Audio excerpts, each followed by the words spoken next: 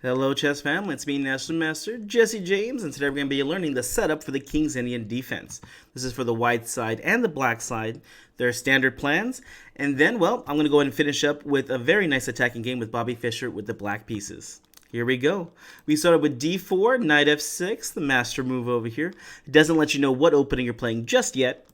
c4, standard over here. And here we go, pawn to g6. This is pretty much letting your opponent know if they want to play King's Indian defense, we're going to go for it. The only other one they could be playing here is pawn to d5, which is the Grunfeld. Knight c3 gets played. What's this move do? Well, this move is getting ready for pawn to e4 right here to control the whole center by themselves. Like I said, at this point, black could play d5 for the Grunfeld over here. But in this case, black is going to go ahead and play bishop to g7. Pawn to e4. Now white has the whole center by themselves, so they're very, very happy here. In fact, now they're threatening pawn to e5. That's why black typically plays this move. How do you stop e5 here? Simple chess. You're just going to go ahead and play pawn to d6 here. And white just keeps developing normally with bishop to e2. Now bishop e2 can get played here, or even knight to f3. There's actually a lot of different variations here, but they pretty much will all go into the same thing. Mind you, e5 is now going to be a blunderful move, as you just go ahead and take here for black, and after pawn takes, well, just go ahead and trade queens here. King takes, knight takes, it doesn't really matter here. And here the pawn on e5 is just going to be bad. Here knight to e4 is a move, knight f to d7. I personally like knight to g4 here, putting pressure on the pawn. And yeah, black's just much better in this position here. So back to the game, bishop e2 gets played, and well, black's just gonna go ahead and castle. Okay, knight continues with knight to f3, and again the e5 move is just not any good for white over here. But it is now time for black to make his decision, and this one we're gonna be looking at the classical King's Indian defense, which is actually to play pawn to e5 here.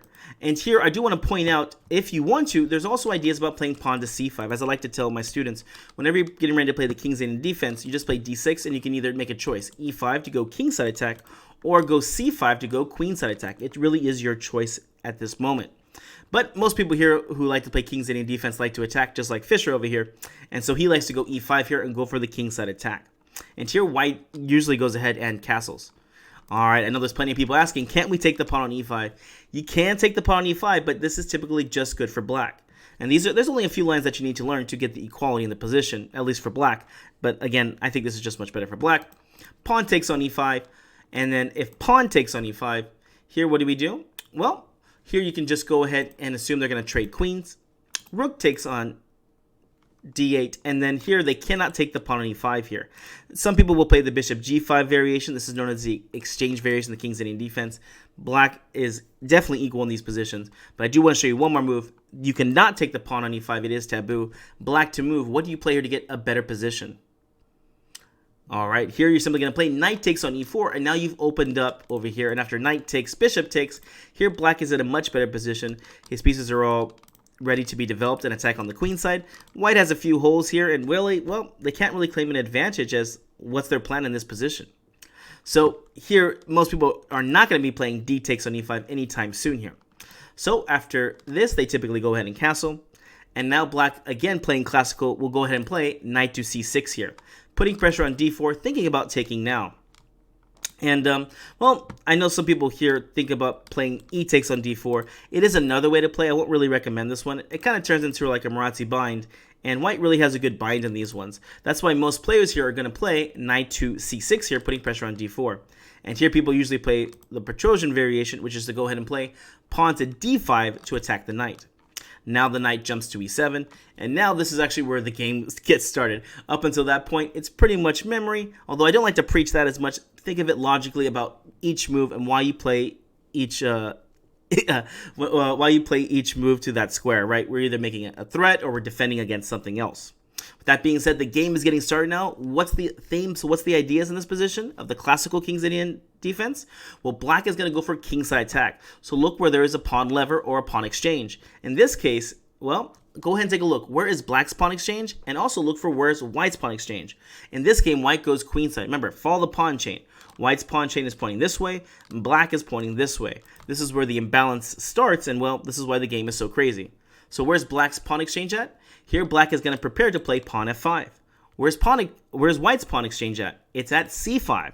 So here they're going to try and prepare pawn to c5. And this is where the game becomes very fun. At this point, it can branch out into lots of different variations. And so I will be doing more videos on the King's Indian defense, but this is a very basic setup for it. Again, there's lots of ways to do this, so I'll be making more videos for this. But let's go ahead and take a nice look at a game with Fischer showing us how to do a kingside attack over here. He's going to build up this f5. White's going to go ahead and try to go c5 over here. Here we go. Knight to d2 gets played. Not a very popular move these days. Typically, white will go ahead and play knight e1 and then go to d3. As you can see here, it helps defend with f3, but also gets ready to prepare pawn to c5, as that is their pawn lever. All right, back to the game. Knight d2 got played. Pawn to c5 here, another move that you won't see too often these days, but it definitely has an idea. After c5 gets played, this is going to try to close the queen side over here. White is going to try to pawn lever now on b4, which is going to take a little bit more time. All right. Pawn to a3, obviously saying b4 is my threat. And here, Fischer goes for it. He needs to get his f5 going. If white continues on the queen side attack over here and black does nothing, well, all the attack goes to white, in this case, Viktor Korchnoi. And well, Fischer's just going to have to watch as he gets attacked. And we know Fischer's not going to want to do that. Knight to e8, pawn to b4. Pawn b6, just holding and maintaining this pawn structure. Rook b1, pawn f5. Here comes Fischer for his attack. Pawn f3, maintaining the pawn structure over here. f4. It's usually not a very good idea to take on e4 over here. As you see, this just really strengthens them. The knight's really beautiful right here. And yeah, white's just having a good position. So here, black's going for the kingside attack, so f4 gets played forward. g5, g4 is the next pawn lever, trying to open up this king. a4, g5. Again, the pawns are rushing on both sides of the board. That's why people love this opening, at least if you like to attack. a5 over here, undermining. Rook f6. The rook is now going to look at really good squares of g6 and h6 to continue this attack. B takes on c5 and b takes on c5.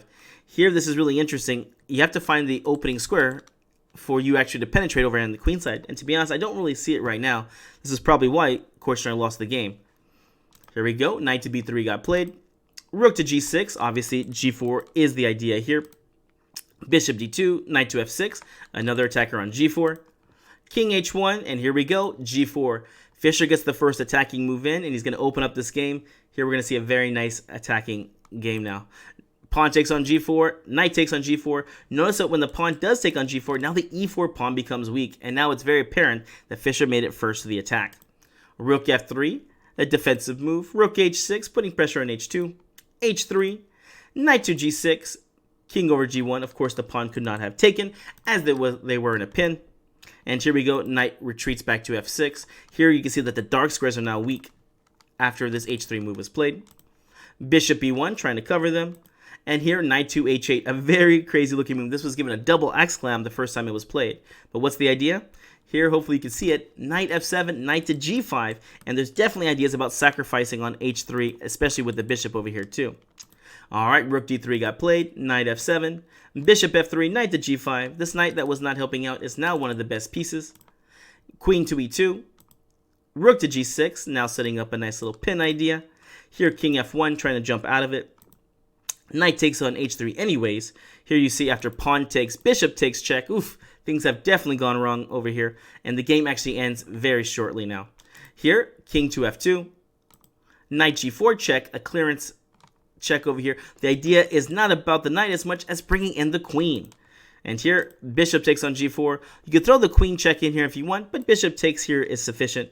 And at this point, white went ahead and resigned. Poor Korchnoi could not withstand Fischer's strong kingside attacking chances, especially with the King's Indian defense. All right, guys, hope you enjoyed this game.